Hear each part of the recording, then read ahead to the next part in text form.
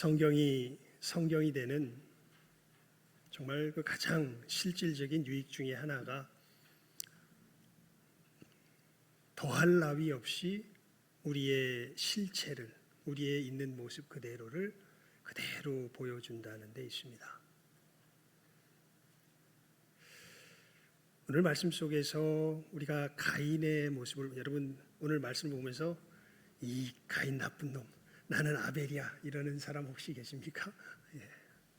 아마 오늘 말씀 속에서 가인의 모습 속에서 자기 자신을 찾는 사람들은 복이 있는 사람들입니다. 우리가 가인의 모습을 살피는 가운데 하나님께서 우리에게 은혜를 주시기를 바라는데요. 아담이 그 아내 하와와 동침합니다. 그리고 하와가 잉태하여 가인을 낳지요. 가인의 이름의 뜻은 어둠이라는 뜻입니다.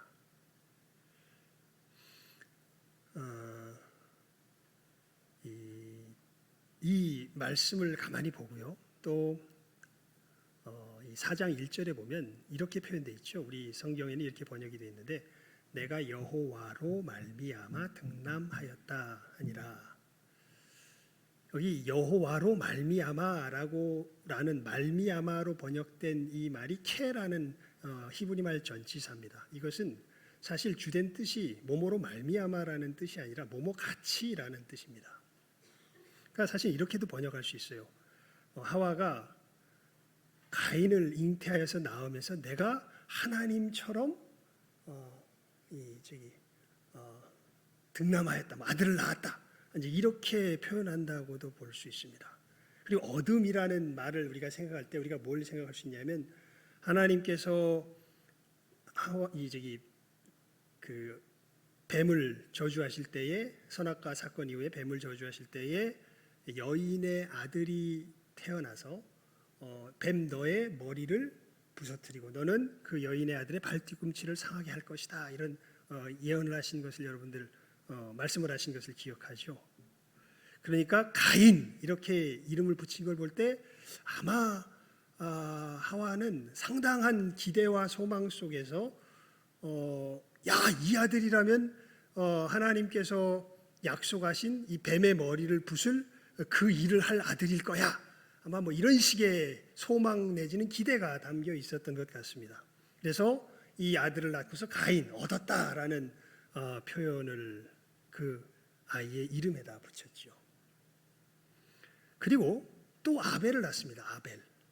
아벨은요, 여러분 그 아벨이란 이름을 가장 적나라하게 보여주는 사건이 하나 있는데 성경에 보면 이게 어느 사건이냐면 이 야곱이 죽은 후에 애굽 사람들이 이제 야곱이 자기를 자기의 그 조상의 본영에다가 묻어달라 이래가지고 그러니까 야곱의 시체를 이제 잘 이렇게 간수해가지고 그 요셉과 이제 애굽 사람들이 올라와서 이제 이 조상의 그 땅에다가 이제 이렇게 무덤을 차리지 않습니까? 그때 거기에서 이 무덤을 이렇게 차릴 때 그 땅 이름을 그 가나안 사람들이 뭐라고 지었다고 되어 있냐면 아벨 미츠라임 이렇게 되어 있습니다.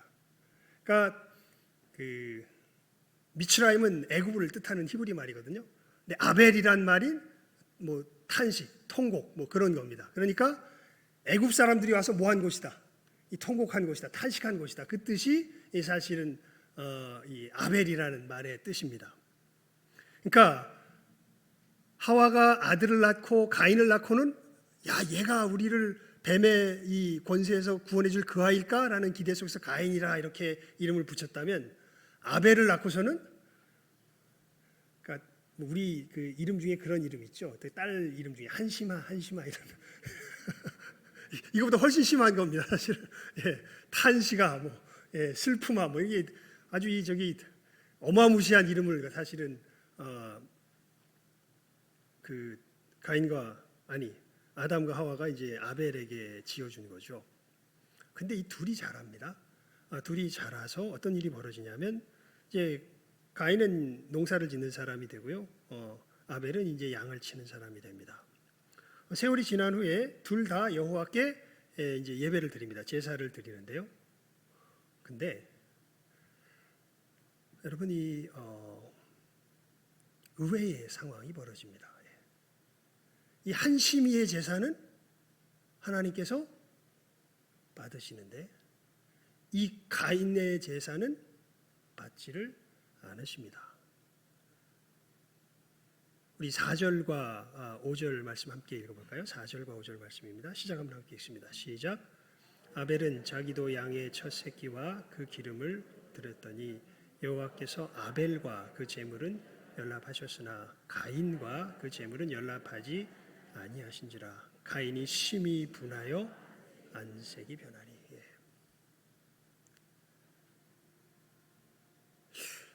아마 가인은 되게 자신만만했던 것 같아요. 그러니까 아마 이 나중에 예수님 재림하셔서 심판하실 때 이런 비슷한 일들이 일어날 거예요. 성경에도 나와 있죠. 주여 주여 우리가 주의 이름으로 이 일도 행하고 저 일도 행하고 막 여러 일 행했습니다. 그랬더니 예수님이 그 사람들한테 정색을 하며 뭐라 그러시냐면 내가 너희를 도무지 알지 못하느니 떠나가라 불법을 행하는 자들 이렇게 말씀을 하시는 그런 부분이에요. 아마 이 충격이 아마 이 가인에게 임했던 것 같습니다. 가인의 제사는 하나님이 받지 아니하시고 아벨의 제사를 받습니다. 이 한심이의 제사는 받으시고 나 어둠의 제사는 받지 않으시는 거죠. 근데 그 일을 놓고서 가인이 어떤 마음을 품냐면요. 야, 내가 뭘 하나님께 잘못했을까? 이런 마음을 품는 게 아니라 왜 내 걸 안 받아? 가인이 심히 분하여 안색이 변하니 이렇게 기록이 되어 있죠.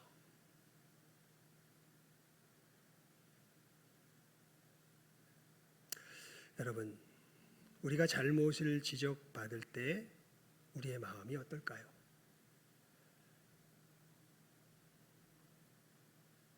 참 이 부분이 정말 우리가 신자로서 믿음의 길을 걸어가며 굉장히 중요한 부분입니다.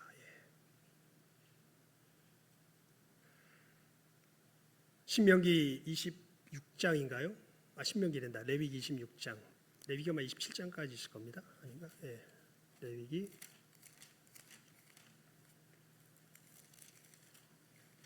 27장까지 있죠. 26장에 보면요. 하나님께서 이 이스라엘이 하나님의 말씀을 순종하면 복을 주신다는 얘기는 되게 짧게 써놔요. 13절까지 그냥 딱 써놓고선 너희들이 순종하면 복 주신다. 이렇게 딱 간단하게 표현하는데 만약에 순종치 아니하면 어떻게 될까요? 찔겨요 하나님. 어떤 식으로 찔기냐면 너희들이 이것을 순종치 않으면 내가 요만큼 벌을 줄 거다. 그런데도 순종 안 하면 내가 거기다 7배를 더하여서 또 이만큼 벌을 줄 거다. 더 세집니다 벌이 강도가. 그런데도 순종 안 하면 7배를 더하여 더 줄 거다. 심지어 그 벌 중에는 어떤 벌까지냐면 너희들이 너무 굶어가지고 너희들 성 중에서 자식을 잡아먹는 일들까지 생길 거다. 이런 식의 벌까지 나와요. 그래도 안 하면 거기다 또 몇 배를 더해가지고 7배를 더해가지고 벌을 더 줄 거다. 아주 벌 준다는 얘기는 엄청 길게 합니다. 그러면서 맨 마지막에 그래도 안 들으면 너희들을 내가 택한 이 땅에서 뽑아내가지고 사방에 다 어떻게 할 거다? 흩어버릴 거다. 근데 거기서 어떤 일이 벌어지냐면요. 이 땅에서는 막 그렇게 7배나 더해도 막 강팍해가지고 절대 하나님 앞에서 뭘 잘못했는지 거기에 대해서 회개하지 않다가 뽑혀져가지고 이제 흩어진 다음에 어떤 일이 벌어지냐면 내가 잘못했구나. 성경의 표현에 의하면 이렇게 됩니다. 나도 그들을 대항하여 그 대적의 땅으로 끌어갔음을 깨닫고 그 할례 받지 아니한 마음이 낮아져서 그 죄악의 형벌을 이 다음이 중요한데요.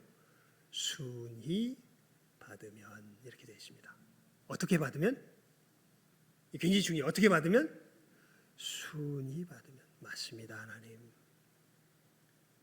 제가 잘못한 것입니다. 맞습니다 하나님. 제가 이렇게 되는 것이 합당합니다. 내가 야곱과 맺은 내 언약과 이삭과 맺은 내 언약을 생각하며 아브라함과 맺은 내 언약을 생각하고 그 땅을 권고하리라. 다시 거기서 끄집어내요. 내 약속의 이 땅에 거하게 하리라 하나님께서 약속하시죠. 그러니까 여러분 정말 복된 사람은 어떤 사람이냐면요, 누구나 잘못을 하지 않는 사람은 아무도 없습니다. 그런데 하나님께서 그것을 깨달아 알게 하셨을 때에 이것을 어떻게 받을 줄 아는 사람, 순히 받을 줄 아는 사람이에요. 순히 받을 줄 아는 사람. 근데 지금 이 가인은 이것을 순히 받나요, 못 받나요? 못 받아요. 오히려 어떤 마음을 가져요? 지금 분한 마음을 가져요. 분한 마음을 가지서 막 안색이 막 변할 정도로 분한 마음을 갖습니다. 그러니까 하나님께서 오셔서 이야기하세요. 5절 말씀, 6절 말씀과 7절 말씀 우리 함께 읽어볼까요? 시작하면 읽습니다. 시작. 여호와께서 가인에게 이르시되 네가 분하여 함은 어찌미며 안색이 변함은 어찌미뇨. 네가 선을 행하면 어찌 낯을 들지 못하겠느냐. 선을 행치 아니하면 죄가 문에 엎드리느니라. 죄의 소원은 네게 있으나 너는 죄를 다스릴지니라. 예. 하나님께서 그 가인의 지금 마음의 상태를 정확하게 보여주십니다. 네가 분하여 함은 어찌미며 안색이 변함은 어찌미뇨. 네가 선을 행하였다면 어찌 낯을 들지 못하겠느냐. 그러면서 지금의 이 가인은 자기가 선하지도 않은데 자기가 악한 것을 그러니까 드러나 버린 거죠. 악한 것이 누구와 비교 속에서? 아벨과의 비교 속에서. 근데 이 아벨이 평소 어떤 사람이었냐면 한심이었어요. 그래서 가인이 스스로 생각하기를 자기는 아벨보다 낮게 생각했을까요? 못하게 생각했을까요? 낮게 생각했겠죠. 그런데 뚜껑 떼어보니까 누가 더 난 거예요? 하나님 앞에서. 예, 아벨이 더 난 거예요. 예. 그러니까 자기의 잘못을 생각하기보다는 자기의 자존심이 무너진 것으로 인하여서 안색이 변하여 울그락 푸르락 하고 있는 이 가인의 모습이에요.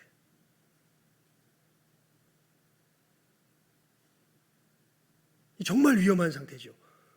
그러니까 잘못했는데 잘못을 한 걸 가지고 아까 우리 말씀을 통해서 봤잖아요. 어떻게 받지 않냐고, 잘못한 것을 순히 받지 않냐고, 오히려 이것을 억울해하고 분해하고 화를 내고.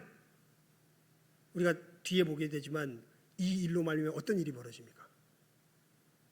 어떻게 되죠? 오히려 의로운 아벨을 어떻게 돼요? 죽이는 일이 벌어지죠. 예.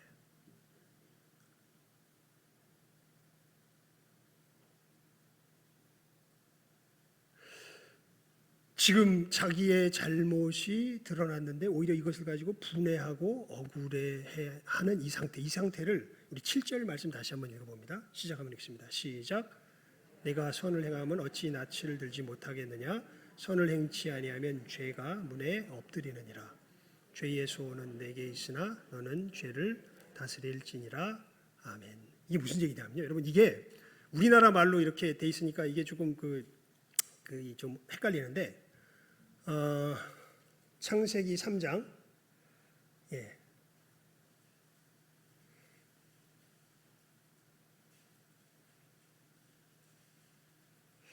16절 말씀입니다.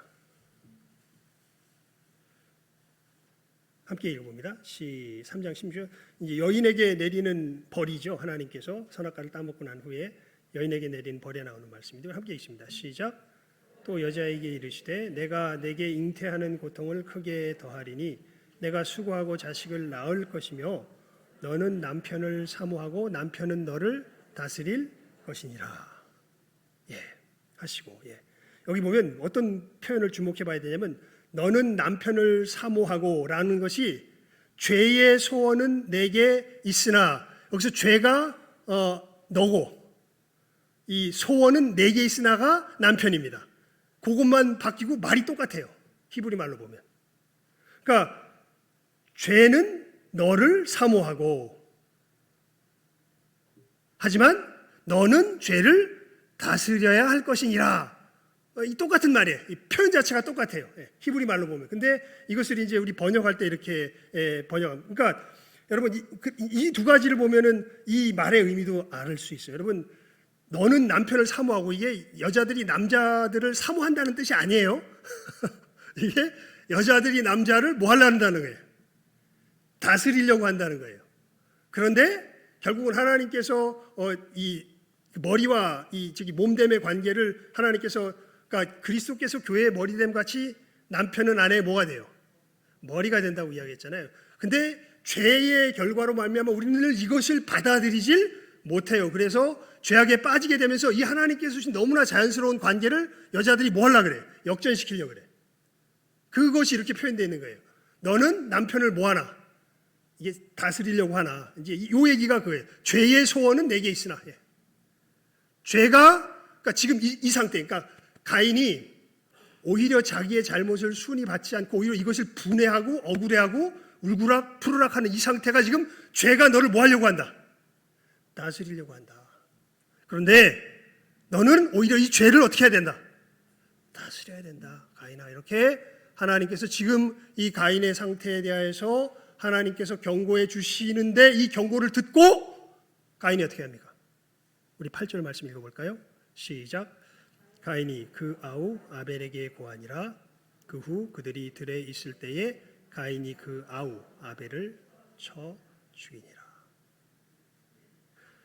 여기 다른 뭐 70인경이라든지 다른 이렇게 이 성경책을 보게 되면요, 이 히브리 성경에는 이 표현이 생략되어 있는데 이것이 이 의미가 뭔지를 좀 더 구체적으로 설명을 해요. 가인이 그 아우 아벨에게 들에 나가자라고 말하니라는 뜻이에요. 가인이 그 아우 아벨에게 뭘 구했다는 거야? 다른 얘기가 아니라 어디로 나가자? 들로 나가자라고 말하니라. 그 후 그래서 그들이 어떻게 돼요? 들에 나가요. 그리고 들에 있을 때에 가인이 그 아우 아벨을 어떻게 합니까? 쳐 죽입니다. 예.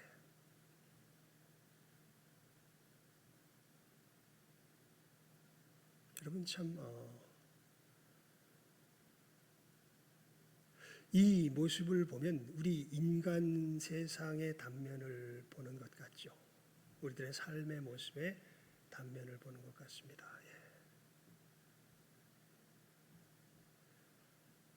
아니, 나의 단면을 보는 것 같죠. 나의 잘못 누가 했는데? 내가 했는데. 근데 모든 원망이 누구에게 가 있어요? 다른 사람에게 가 있어요.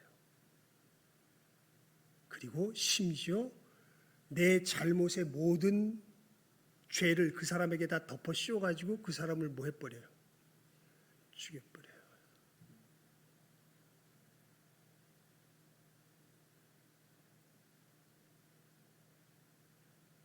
하와가 가인을 잉태하고서 낳고서 얘가 우리를 구원해 줄 그 사람 같아. 하나님께서 약속해 주신 그 사람 같아.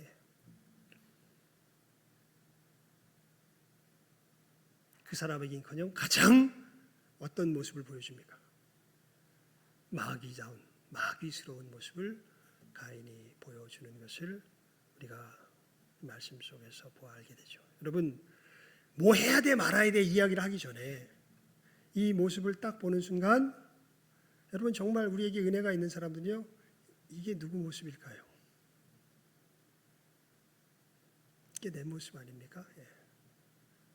우리들 다툼이 어디서 일어납니까? 이거 멀리 갈 것도 없어요. 여러분 특히 아내와 남편의 관계에서 이게 제가 볼 때 굉장히 심한 것 같아요. 예. 아내와 남편들이 이게 살아가다 보면요, 하다 보면 왜 그런지는 좀 이 납득인데, 왜냐하면 부모와 나 사이가 몇 천입니까? 내가 이 촌수는 잘 몰라도 이게 몇 천인지는 잘 알아. 부모와 나 사이가 몇 천이에요? 1천. 예. 나와 내 동생 사이가 몇 천입니까? 2천. 예. 근데 아내와 남편 사이는 몇 천입니까? 무천이죠. 그거는 그러니까 이게 무슨 얘기냐면 아내와 남편은요, 삶의 가장 근본적이고 본질적인 것을 서로 같이 공유하며 살아가는 존재입니다. 그래서 이제 하나님께서 그러죠. 둘이 하나요? 뭐다? 하나다. 예. 그러니까 겉으로 보기엔 둘이지만 나와 제 여기 있는 손에스터 우리 이 사모님과 저는요 하나예요. 둘이 아니에요. 하나예요. 여러분도 마찬가지입니다. 우리 백장로니까 김용숙 권사님은요 둘이 아니라 뭐예요? 하나예요, 하나. 그래서 그 삶의 가장 근본적이고 본질적인 것을 어떻게 누리며 살아가요? 서로 함께 누리며. 그래서 여러분 그 멀리 떨어져 있고 내 삶에 그렇게 관계없는 것 가지고는요 우리는 용서해 줄 수도 있고 쉽게 넘어갈 수 있는데 정말 중요한 부분에 들어가면 이게 내 전 존재가 걸려 있기 때문에 이게 어떻게 할 수가 없어요. 그래서 어떤 일이 잘못되면 내가 잘못해도 누가 원망스러워요. 제가 잘못해놓고 누가 원망스러워? 이 손에서가 원망스러운 거예요. 지가 잘못해놓고 누가 원망스러운 거예요? 이 김한석이가 원망스러운 거예요, 사실은. 그게 사실은 우리들의 근데 그것을 어떻게 할 수가 누구처럼? 오늘 말씀에 나오는 가인처럼요. 이게 하나님께서 말씀하셨으면 하나님이 말씀하셨는데 그것도 명백하게 알려주시잖아요. 야 지금 누가 너를 지배하려고 하고 뭐가 너를 지배하려고 하고 있다. 죄가 너를 득달같이 우는 사자처럼 너를 집어삼켜가지고 너 지배하려고 하는데 너 죄에 지면 안 된다. 너 이겨야 된다. 말씀하신 그 말씀 듣고서 어떻게 해요? 우리 듣고서 자기 동생한테 이야기해. 야 들에 가자. 해서 거기 가서 어떻게 해요? 쳐서 죽여요. 오늘 설교 제목이 뭡니까? 제가 이 본문을 보면서요 생각나는 가요가 하나 있었어요. 이 가요라기보다는 제가 듣기에는 어떤 복음송보다도 참 은혜가 넘치는 복음송입니다. 이게 누가 쓴 가요냐면요 하덕규라는 옛날에 시인과 촌장이라는 그런 그룹이 있었는데 그러니까 제가 대학생 때 그때 이제 나왔던 그룹이니까 되게 옛날 올드한 그룹이죠. 그 사람들 중에서 그 신과 촌장이라는 그 이제 뚜엣인가 있었는데 이 사람 중에 하덕규라는 사람이 있는데요. 이 사람이 예수님을 믿게 되는 바로 그 시점에, 그러니까 예수를 안 믿었던 사람이 하덕규라는 사람은 그 이제 가요 활동을 하면서 근데 아는 누나를 통해서 전도를 받고서 회심하게 될 그때 썼던 가요가 바로 이 가요입니다. 그리고 이 가요를 쓰고 나서 바로 회심해서 하나님의 사람이 됐고 지금 목사님이 되셨어요. 하덕규라는 분이요. 근데 이 사람이 쓴 무슨 노래냐면 가시나무라는 노래가 있어요. 이 가사를 제가 한번 들려드릴게요. 한번 잘 들어보세요. 이게 정말 기가 막힌 가사입니다. 이렇게 해야 됩니다. 내 속엔 내가 너무도 많아서 당신의 쉴 곳 없네. 내 속엔 헛된 바램들로 당신의 변할 곳 없네. 내 속엔 내가 어쩔 수 없는 어둠. 이제 이게 오늘 우리 설교 제목이죠.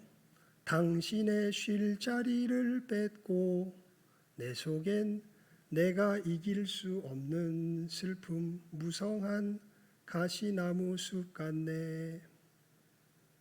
내 속에 뭐가 있다는 겁니까? 가시나무가 있다는 거죠. 바람만 불면 그 메마른 가지 서로 부대끼며 울어대고 가만히 있을 땐 모르겠는데 바람이 불어오면 그 메마른 가지가 막 부대끼면서 울어댑니다. 쉴 곳을 찾아 지쳐 날아온 어린 새들도 가시에 찔려 날아가고 그러니까 이 마음 속에서 누군가가 내 옆에 와서 함께 하고 하자 했음에도 불구하고 이 가시나무를 휙 휘저어버리는 바람이 한번 불고 나면 그 사람을 어떻게 버려요? 쫓아내버려요. 바람만 불면 금의 마른 가지 서로 부대끼며 울어 쉴 곳을 찾아 나라가 바람만 불면 외롭고 또 괴로워 슬픈 노래를 부르던 날이 많았는데 내 속엔 내가 너무도 많아서 당신의 쉴 곳 없네. 이게 이 하덕규 씨가 예수님 앞에 나아가는 그 바로 그 시점에 자기 자신의 모습에 대해서 처절하게 깨달아 알며 주님 앞에 나아갔을 때 그 자기의 고백이 담긴 이 노래가 마침 가요로 나왔어요. 그래서 이 가요인데 제가 볼 땐 어떤 복음송보다 참 은혜가 있는 가사의 내용입니다. 그러니까 여러분 우리 속에 이 표현이 정말 이게 정말 그대로 와닿는 것 같아요. 내 속엔 내가 어쩔 수 없는 무엇이 있어요. 가시나무. 그것을 또 뭐라고도 표현하냐면 어둠이 있는 거죠. 이 어둠 어떤 식으로 표현됩니까? 이 가인의 삶 속에서 보게 되면요. 하나님께 분명히 하나님께 지적을 받은 거죠. 다른 이도 아니고 하나님이 직접 말씀하신 것 아니에요? 야, 너 지금 죄가 너를 삼키려고 하고 있다. 죄가 너를 다스리려고 하고 있다. 너 죄에게 지지 마라. 너는 오히려 죄를 이겨야 한다 말씀하시는데 그 얘기 듣고 어떻게 해요? 죄를 저질러 버리죠.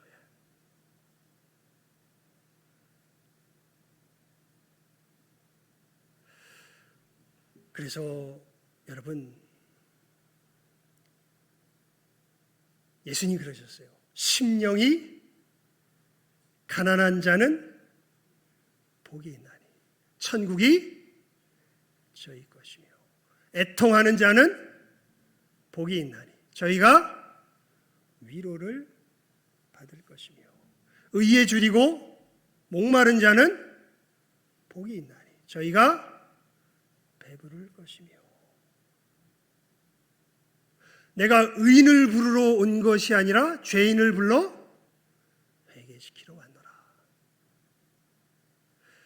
여러분 우리들 속에는 우리들이 어쩔 수 없는 어둠이 있습니다. 성경이 우리들에게 이야기하는 것은 물론 우리가 이것을 극복해야 되는데 이것을 극복하지 못하면 우리들 삶엔 뭐가 임하냐면 저주가 임해요. 이것이 펼쳐지기 때문에 우리의 삶에 고통이 임해요. 사실은 이것 때문에 우리는 힘들고 아파요. 여러분 사실 단순히 순수한 경제적인 문제, 순수한 육체적인 고통으로 그렇게 마음이 썩어 들어가는 사람은 없습니다. 이런 것들은요 기껏해야 하루 이틀짜리 고통이에요. 경제적으로 어려우면 아이고 힘드네 그래. 하지만 뭐가 생기면 돼요? 소망이 생기면 돼. 에이 이렇게 해가지고 내가 하면 되지. 육체의 몸이 이거 되면요. 우리들 우리 믿음 있잖아요. 하나님께서 이 땅에서 내가 근데 할 일 다 했나? 데려가실래나? 근데 데려가실 것 같지 않아. 그럼 여러분 분명히 믿으십시오. 이 병은 어떻게 될까요? 반드시 낫습니다. 예. 아멘. 예. 진짜예요. 예. 그러니까 그 순간 충격이 왔을 때는 이렇게 고통스러울 수 있는데 순수한 육체적 고통이나 순수한 경제적 고통은요 사실 우리에게 큰 고통을 주지 못해요. 진짜 고통을 주는 건 영적 고통입니다. 우리들 속에 이 해결되지 않는 어둠의 역사, 이 내 죄를 순순히 시인하지 못하는. 여러분 지금 아까 우리 김용희 권사님도 기도하셨고 우리 김은정 장로님도 기도하셨고 저도 우리 금요일날 기도했고 우리 나라의 여러 가지 일들을 보게 되면요 가만히 보면 자기는 잘못한 게 각 그 정당에 어떤 하는 행보를 이렇게 보면 자기는 잘못한 게 요즘은 없다는 얘기까지 못하는 것 같아. 워낙 잘못한 게 많이 보여가지고 덜하고 누가 잘못한 게 커요. 상대편이 잘못한 게 커요. 근데 우리도 살아갈 때 보면 얘기하는 거 가만히 보면 이제 어떤 잘못한 일들이 벌어지면 이제 딱 드러나면 내가 잘못한 건 어떻게 하고 쬐끔하고 누가 잘못한 게 커. 네가 잘못한 게 커요. 근데 사실 잘못한 건 여러분 진짜 잘못한 대상은요 사람이 아니라 누굴까요? 이건 봅시다. 우리 시편 51편. 시편 51편입니다. 시편 51편. 예, 시편 51편. 시편 51편입니다.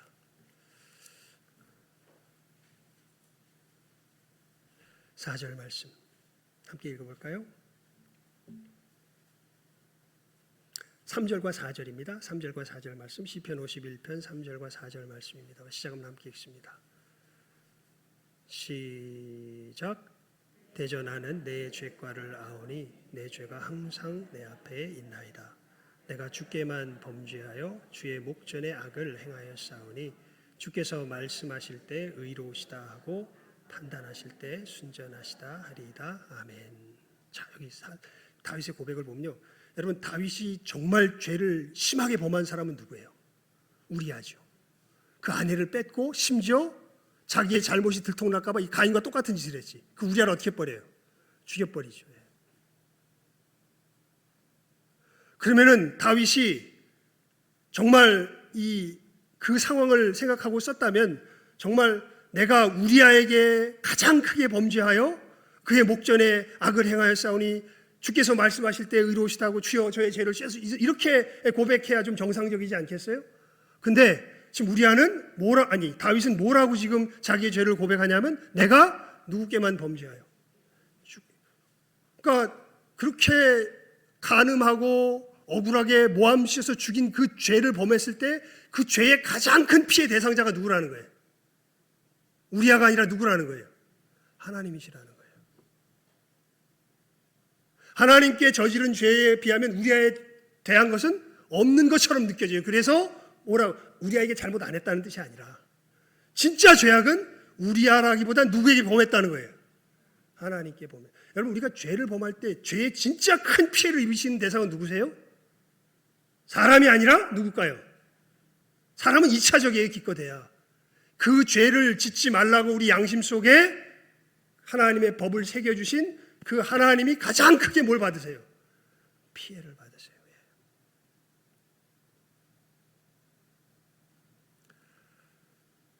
그래서 여러분, 회개할 때는요, 가장 먼저 누구에게 먼저 해야 돼요?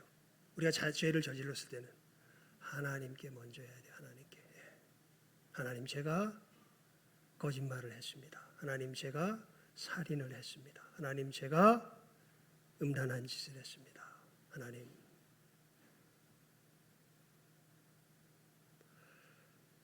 여러분, 근데 이것을 인정하는 것이 정말 은혜입니다. 그래서 여러분, 우리가 이 말씀을 보면서 하나님 앞에 정말 기도하며 나아가야 될 줄 압니다. 하나님, 우리들 속에서는 이 잘못을 인정하기 싫어하는 어두움이 있습니다. 오히려 내가 잘못한 것을 시인하기보다는 내 잘못을 드러내는 저 사람을 뭐 해버리길 원해요? 없애버리기를 원해요. 그게 우리가 누구 닮았다는 증거일까요? 마귀 닮았다는 증거겠죠. 그게 이 세상이 이렇게 어두움으로 가득 차가는 증거겠죠. 이유겠죠. 여러분, 하늘의 백성들은 어떤 사람들이에요? 이것을 극복해내고 이겨내는 사람들이에요. 아까 우리 레위기 26장 말씀 봤죠. 자기의 잘못을 어떻게 인정할 줄 알게 되는 사람들이에요. 순히 인정할 줄 아는. 잘못했습니다. 맞습니다. 내가 악했습니다. 내가 저질렀습니다. 왜 인정할 수 있냐면 하나님께서 뭐 하셨음을 알기 때문에, 용서하셨음을 알기 때문에 그렇습니다. 이 죄악을 가지고 여러분, 이게 우리 속에서는 안 없어져요. 애써 보십시오. 결국에는요, 가인의 뒤를 그대로 따라가게 됩니다. 누구도 따라갔던 거예요. 우리 아까 다윗의 예를 봤지만 다윗도 따라갔던 거예요. 여러분이라고 다를 것 같으세요? 아니요. 내가 만약에 누군가에게 잘못했는데 이 잘못을 가지고 저 사람이 나의 잘못을 드러내기 시작하면요, 나는 그 사람에게 맞습니다, 내가 잘못했습니다 할 것 같아요? 아니면 나를 계속해서 정당화하며 오히려 저 사람을 나쁜 사람으로 만들려고 그럴 것 같아요? 똑같죠? 여러분, 우리는 하나님의 백성답게 이걸 이겨낼 줄 알아야 됩니다. 순위 받고 잘못을 인정할 줄 알며 잘못을 고할 줄 알고 주님의 보혈의 은혜를 힘입어서 서로 뭐 할 줄 아는, 용서할 줄 아는. 이게 뭐의 특징이라고요? 주님의 몸된 교회의 특징이라고요. 여러분, 남편과 아내 속에서 이 역사가 일어나야 돼요. 하다 보면요, 너무 삶의 무게가 고달프고 힘들어서 사실은 이런 식의 역사가 굉장히 자주 일어나요. 사실은 제일 빈번하게 일어나는 관계가 아마 남편과 아내의 관계일 겁니다. 다른 사람들하고는 그렇게 오래 부딪힐 일이 없고 깊이 부딪힐 일이 없어요. 근데 남편과 아내는 시간을 아무리 뭐 덜 보내는 것처럼 보여도 이미 그냥 하나님이 둘이 아니라 어떻게 하나로 엮어 놓으셨어요. 어떻게 할 수가 없어. 부딪힐 수밖에 없어. 그렇다면 우리가 하나님의 백성으로서 이 빛의 걸음을 걸어갈 줄 알아야죠. 우리들 속에 내가 어쩔 수 없는 어둠이지만 주님의 보혈의 은혜를 힘입으면 우리는 이것을 어떻게 할 수 있어요? 이겨낼 수 있습니다. 이게 그리스도인의 권능이에요. 그래서 우리는 이 세상에 무엇을 나눌 수 있는 자들이 되냐면 화평을 나눌 수 있는 자들이 돼요. 이 걸음을 걸을 수 있기 때문에 예수님의 은혜 가운데 진짜 잘못한 것을 인정할 줄 알고, 어떤 경우에는요 정말 강팍한 사람을 만나면요 잘못을 인정해도 인정을 안 해줘요. 어떤 정말 꼭 마음이 다쳐버린 사람을 만나면 내가 잘못을 인정해서 가는데도 오히려 비웃고 조롱하고 더 괴롭혀요. 근데 예수님의 은혜 가운데 우린 힘을 낼 수 있는 사람들입니다. 그냥 그 길을 묵묵히 걸어갈 줄 알게 돼요. 그게 제가 볼 때 예수의 사람의 권능이에요. 그건 예수님 사람 아니면 누구도 못 가요. 그리고 진짜 큰 권능. 그래서 여러분 최춘선 할아버지 그 이야기 중에 그 김우현 씨랑 이렇게 걸어가다가 그런 말씀을 하시잖아요. 용서할 줄 아는 사람은요 1등 권세예요. 이건 세상 모든 왕보다 더 위대한 권세예요. 그러니까 진짜 하나님 나라에서 큰 사람은요 뭐 할 줄 아는 사람이에요? 용서할 줄 아는 사람이에요. 용서할 줄 아는 사람들. 이 역사는 어디에서밖에 안 일어나요? 예수님 나라에서밖에 안 일어나요.